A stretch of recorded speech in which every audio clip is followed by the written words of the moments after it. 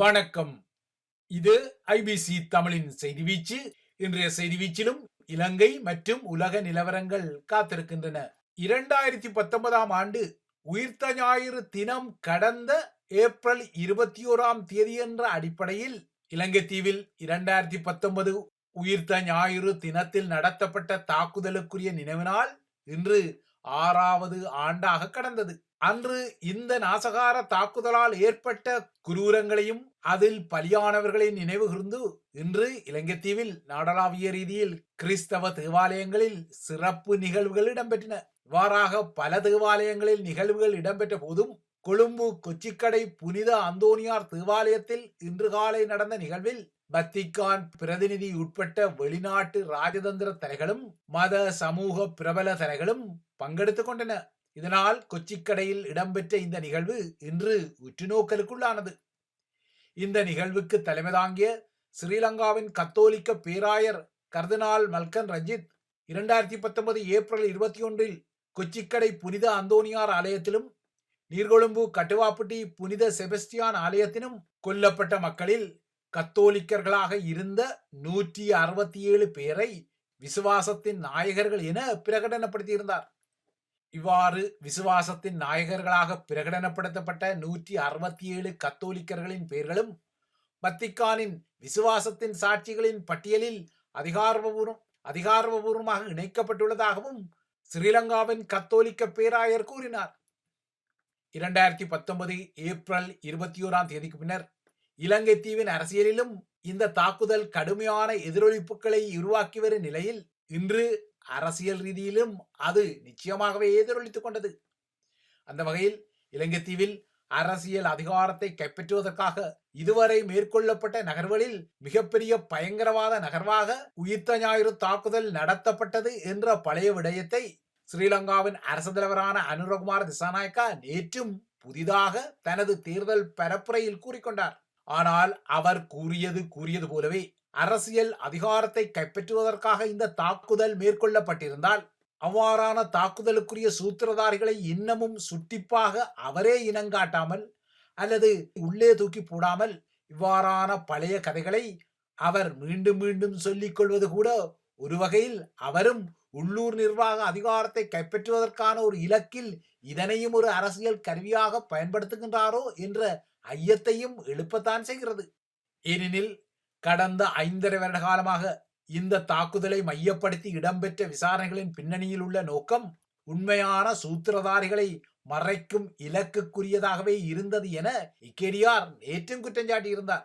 ஆனால் அவ்வாறாக கடந்த 5.5 வருட காலமாக மறைக்கப்பட்ட அதே சூத்திரதாரிகளை தனது அரை வருட ஆட்சியில் இனங்காட்டிக் கொள்வதற்கும் அவர்களை உள்ளே தூக்கி போடுவதற்கும் என்ன நகர்வை அவர் செய்தார் என்பதும் இன்னொரு கேள்விக்குரியது. அதாவது 2019 முதல் ஸ்ரீலங்காவின் ஆட்சி அதிகாரத்தில் உள்ள அரசாங்கங்களுக்கு இந்த தாக்குதலுடன் தொடர்புடைய உண்மையான குற்றவாளிகளை நீதியின் முன்னால் நிறுத்தும் நோக்கம் எதுவும் இல்லை என ஏகேடிஆர் விரல்களை நீட்டிக்கொள்ளும் போது அவ்வாறாக நீட்டப்படும் விரல்களில் ஒன்று அவரது ஆட்சி தரப்பை நோக்கியும் தார்மீகமாக நீட்டப்படும் நிலையில் இருப்பதை மறுத்துக் கொள்ள முடியாது. எனினும் இந்த தாக்குதல்கள் தொடர்பாக இதுவரை நடத்தப்பட்ட ஜனாதிபதி ஆணைக்குழு விசாரணையை மையப்படுத்திய எதிர்கால நகர்வுகள் மற்றும் மேலதிக விசாரணைகளுக்கான முயற்சிகளை மேற்கொள்ளுமாறு ஏகேடிஆரால் கோரப்பட்டதன் அடிப்படையில் இந்த விசாரணை அறிக்கை ஸ்ரீலங்கா புலனாய்வு திணைக்களத்திடம் நேற்று அதிகாரபூர்வமாக ஒப்படைக்கப்பட்டுள்ளதான ஒரு பரபரப்பு செய்தியை பொது பாதுகாப்பு அமைச்சர் ஆனந்த விஜயபால செப்பிக்கொண்டார். அதாவது தொழில்நுட்ப ரீதியாக ஜனாதிபதி ஆணைக்குழு நடத்திய விசாரணையின் அறிக்கை ஸ்ரீலங்கா புலனாய்வு திணைக்களத்திடம் அதிகாரபூர்வமாக ஒப்படைக்கப்பட்டுள்ளதால் இனிமேல் புலனாய்வுத்துறை எதிர்வரும் நாட்களில் சிலரை அதிரடியாக தூக்கும், சிலரை அதிரடியாக விசாரணை செய்யும் என்பது பரபரப்புக்குரிய விடயமாகவும் தோற்றப்பாடாகவும் காட்டப்பட முனைகின்றது. யதார்த்தமாக நோக்கினால் இந்த விடயத்தில் அப்பம் என்றால் புட்டு காட்ட வேண்டிய தேவை இல்லாமல் விட்டால் நேற்று ஏகேடிஆர் தனது புலனறுவை தேர்தல் பரப்புரையில் கூறிய அரசியல் அதிகாரத்தை கைப்பற்றுவதற்காகவே இந்த தாக்குதல் நடந்ததான குறிப்பு நேரடியாகவே டெர்மினேட்டர் கோட்டாபாய மேற்பார்த்த ராஜபக்ச அதிகார மையத்தை சார்ந்தே. ஆயினும் ஏகேடிஆரும் இந்த விடயத்தில் சஸ்பென்ஸ் வைத்து அவர்களின் பெயர்களை நேரடியாக குறிப்பிடாமல் அரசியல் செய்வதாக தெரிகிறது. ஆக மொத்தம் 6 ஆண்டுகளுக்கு முன்னர் இதே ஏப்ரல் 21 இலங்கையில் 260க்கும் மேற்பட்டோரை பலியெடுத்து 500க்கும் மேற்பட்டவர்களை காயமடைய வைத்து இலங்கை தீவின் பொருளாதாரத்திலும் பெரும் அடியை வழங்கிய இந்த நாசகார தாக்குதல்கள் குறித்து புதிய விசாரணைகள் என்ற புதிய இழுப்பாணி சப்பாணி ஆட்டத்தை தொடர்வதற்குரிய முயற்சிகளின் ஒரு பகுதியாகவே இந்த நகர்வு எடுக்கப்பட்டுள்ளதா அல்லது உண்மையான சூத்திரதாரிகளை அதிரடியாக பிடிக்கும் வகையில் இக்கேடிஆர் தரப்பால் இந்த நகர்வு இடம்பெற்றதா என்பதை எதிர்வரும் நாட்கள் தான் நிரூபித்துக் கொள்ள வேண்டும். ஆனால் பொதுவாகவே புதிய விசாரணைகள் என்ற அடிப்படையில் இந்த விடயத்தில் புதிய இழுப்பாணி சப்பாணி ஆட்டம் ஒன்று நடக்கப் போவதான சலிப்புகளும் ஐயங்களும் ஏற்கனவே கிளம்பிவிட்டன. இந்த நிலையில் ஈஸ்டர் தாக்குதலை முன்வைத்து ஏகேடிஆர் அரசாங்கம் அரசியல் செய்து கொள்வதாக குறிப்பிடும் ராஜபக்சக்களின் குடும்ப நாமல் பேபி ஸ்ரீலங்காவின் உச்ச நீதிமன்ற நீதிபதி ஜனகடி சில்வா தலைமையிலான ஜனாதிபதி விசாரணை குழுவின் இறுதி அறிக்கை அப்போது அரச தலைவராக இருந்த தனது சித்தப்பாவான டெர்மினேட்டர் கோட்டாபாயவின் உத்தரவுகளின்படி 2021 பிப்ரவரி 23 ஸ்ரீலங்கா நாடாளுமன்றத்தில் சமர்ப்பிக்கப்பட்டதாகவும் இந்த அறிக்கையை ஸ்ரீலங்கா நாடாளுமன்றத்தின் இணையதளத்தில் இப்போது நோக்க முடியும் எனவும் இந்த ஜனாதிபதி ஆணைக்குழு அறிக்கை ஏற்கனவே சட்டமா அதிபர் திணைக்களத்திடமும் உள்ள நிலையில் இப்போது இதனை ஏதோ ஒரு புதிய விடயமாக காட்டுவதாக நாமல் பேபி கூறுகிறார். நாமல் பேபியை பொறுத்தவரை ஏகேடிஆர் தரப்பு எதிர்வரும் உள்ளூராட்சி தேர்தலை மையப்படுத்தி இவ்வாறு மலினமான சூழ்ச்சிகரமான அரசியல் சந்தர்ப்பவாதத்தை செய்வதாக கூறிக்கொள்கிறார். ஆனால் மறுபுறத்தே ராஜபக்ஷ அதிகார மையம் சார்ந்த அடிமனது கனமொன்று நாமலின் மடியில் இருப்பதையும் மறுத்துக் கொள்ள முடியாது. இந்த நிலையில் தமது அரசாங்கம் பதவியேற்ற அரை வருட காலத்துக்குள் ஈஸ்டர் தாக்குதலில் பாதிக்கப்பட்டவர்களுக்கு பொறுப்பு கூறும் வகையிலும் நீதியை உறுதி செய்யும் வகையிலும் படிப்படியான நகர்வுகளை எடுத்து வருவதாக ஏகேடிஆர் தரப்பு கூறிக்கொள்கிறது. ஈஸ்டர் தாக்குதலின் 6ஆம் ஆண்டு நினைவுடன் இலங்கையில் உள்ள முஸ்லிம் அமைப்புகளும் கூட்டு அறிக்கை ஒன்றை வெளியிட்டுள்ளன. 2019 தாக்குதலில் ஈடுபட்ட அனைவருமே முஸ்லிம்களாக இருந்தாலும் அன்று அந்த தாக்குதலில் பங்கெடுத்தவர்கள் இஸ்லாமிய மார்க்கத்தையோ அல்லது முஸ்லிம் சமூகத்தையோ பிரதிநிதித்துவம் செய்து கொள்ளவில்லை எனவும் இந்த கூட்டு அறிக்கையில் தெரிவிக்கப்பட்டுள்ளது. அத்துடன் இந்த தாக்குதல் பரந்த ஒரு சதித்திட்டத்தின் ஒரு அங்கம் என்பதால் இந்த சதியில் உள்ள முழுமையான உண்மைகளும் அம்பலப்படுத்தப்பட வேண்டும் எனவும் இதில் பலிக்கடாவாக உள்ளவர்களை விடுத்து உண்மையில் இந்த தாக்குதலுக்கு பொறுப்பானவர்கள் தாக்குதலின் சூத்திரதாரிகள் நீதியின் முன்னால் நிறுத்தப்பட வேண்டும் எனவும் முஸ்லிம் அமைப்புகளின் கூட்டறிக்கையில் கூறப்பட்டுள்ளது. இலங்கையில் வன்முறைகளை செய்து கொள்ளும் தரப்புகள் அரசியல் அதிகாரத்தின் துணையுடன் தண்டனைகள் இன்றி விடுபடும் கலாச்சாரம் மீண்டும் மீண்டும் அரங்கேற்றப்படுவதால் அந்த முறையில் ஒரு அர்த்தமுள்ள மாற்றங்களை ஏற்படுத்த தற்போதைய அரசாங்கம் முயல வேண்டும் எனவும் முஸ்லிம் அமைப்புகள் தமது கூட்டு அறிக்கையில் வலியுறுத்தியுள்ளன.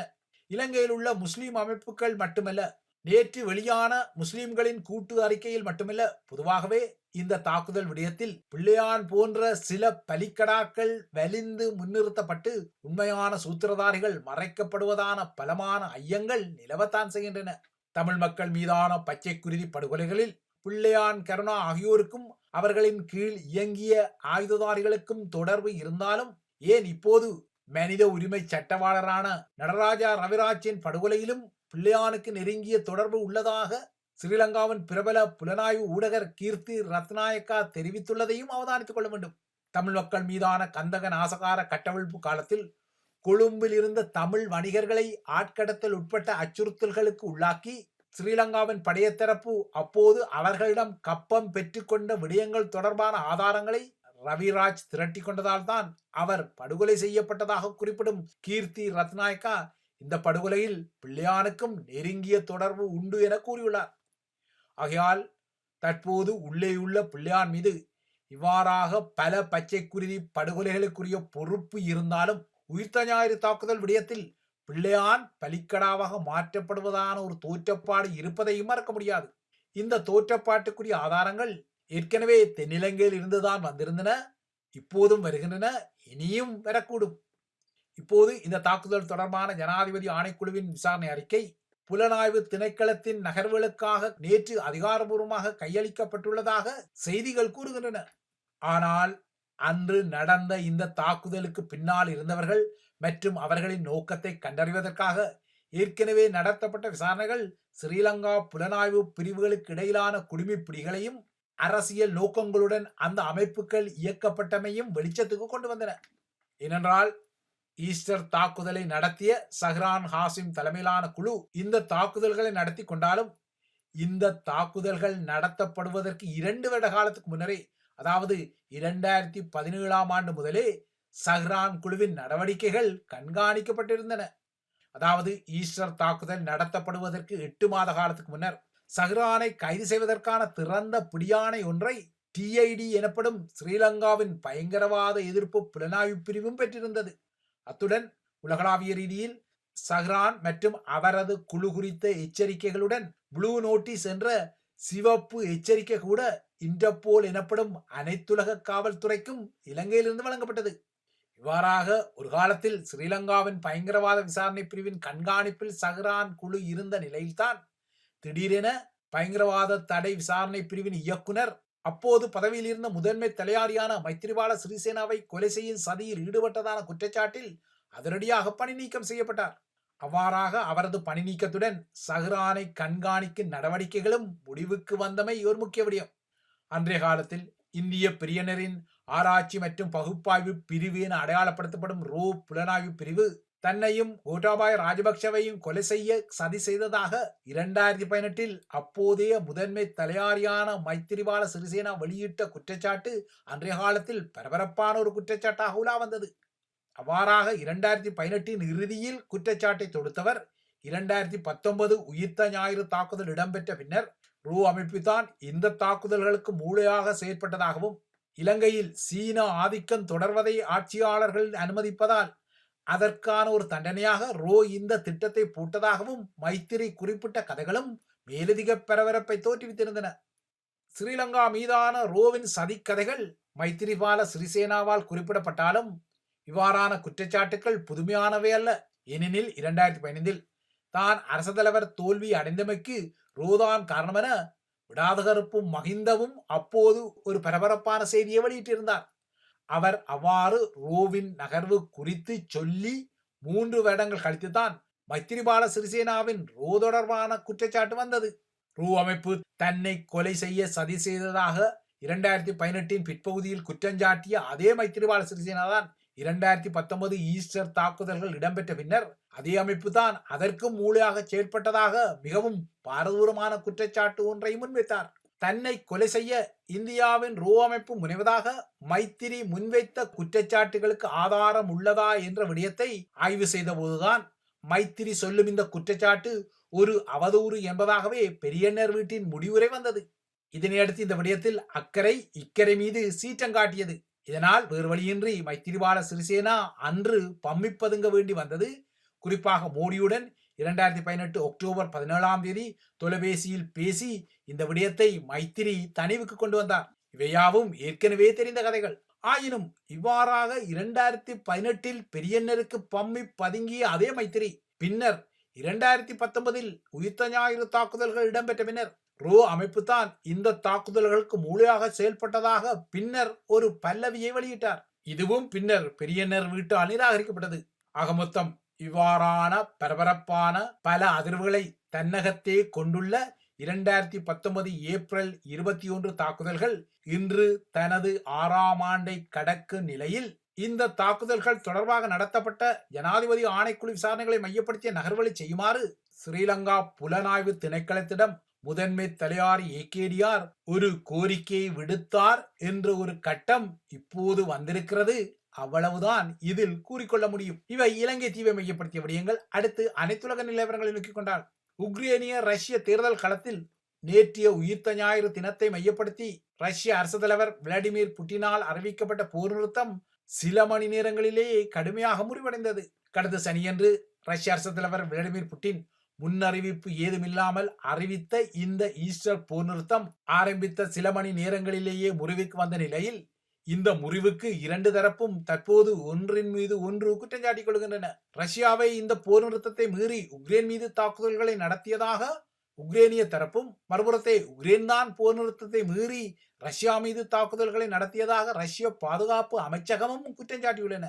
சனியன்று மொஸ்கோ நேரப்படி மாலை 6 மணி முதல் நேற்று ஞாயிற்றுக்கிழமை நள்ளிரவு வரை அனைத்து இராணுவ நடவடிக்கைகளை நிறுத்த தனது படைகளுக்கு புட்டின் உத்தரவிட்ட போதிலும் அந்த நடைமுறை பின்பற்றப்படவில்லை. இதற்கிடையே போர் நிறுத்தத்தை நீடித்துக் கொள்ளுமாறு உக்ரைன் ரஷ்யாவை வலியுறுத்த போதிலும் ஈஸ்டருக்காக அறிவிக்கப்பட்ட இந்த போர் நிறுத்தத்தை அதன் காலக்கெடுவுக்கு அப்பால் மேலும் நீடிக்க புட்டின் கட்டளையிடவில்லை என ரஷ்யா அறிவித்துள்ளது. இந்த நிலையில் ரஷ்யாவும் உக்ரைனும் ஒரு உடன்பாட்டை எட்டிக்கொள்ளும் என அமெரிக்க அரசு தலைவர் டொனால்ட் ட்ரம்ப் நம்பிக்கையுடன் நேற்றும் கூறியுள்ளார். எனினும் இரண்டு நாடுகளுக்கிடையே என்ன வகையான எவ்வாறான ஒரு ஒப்பந்தம் உருவாகும் என்பது குறித்து அவர் தெளிவான விவரங்களை வழங்கிக் கொள்ளவில்லை. இவைதான் ஐபிசி தமிழின் செய்தி வீச்சு. தொடர்ந்தும் ஐபிசி தமிழுடன் இணைந்திருங்கள்.